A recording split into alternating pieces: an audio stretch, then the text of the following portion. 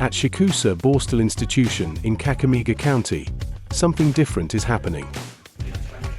Here, trainees, including students, artisans, and officers, are introduced to biogas technology, learning how organic waste can be transformed into clean, usable energy.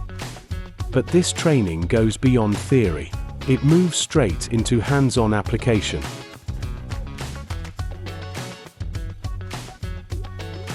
Participants take part in site selection and ground preparation, working together to build something real. Every step is part of the learning process. The Flexi biogas system begins to take shape. From assembling the digester to installing the greenhouse and protective shade net cover.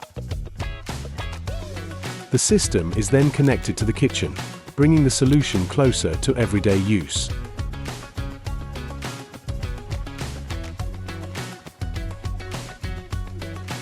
To start the system, 1 ton cow dung is mixed with 1,000 litres of water and fed into the digester.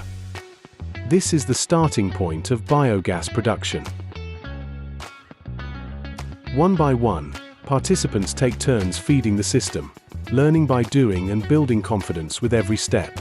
They also learn how to operate, maintain, and troubleshoot the system, building confidence to apply these skills beyond the training. What starts as a training becomes something more: real experience, practical skills, and a foundation for new opportunities. This is how we accelerate clean cooking, while empowering communities with knowledge and skills that can transform lives. This project is funded by UK PACT through the Ministry of Energy and Petroleum, and is implemented by SNV, the Clean Cooking Association of Kenya, and Gamos East Africa. The trainings are conducted by CCAK, with support from Flexi Biogas. Talk to us today.